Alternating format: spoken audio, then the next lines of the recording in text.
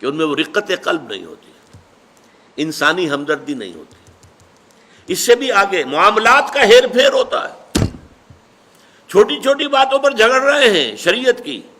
اور سودی کاروبار ڈٹ کر رہے ہیں، کوئی پرواہ نہیں۔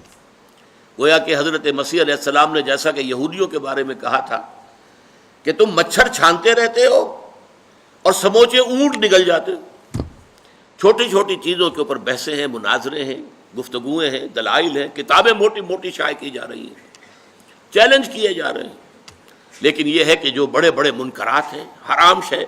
اس میں ملوث ہیں۔ تو یہ ایک نیکی کا ایک خاص تصور ہے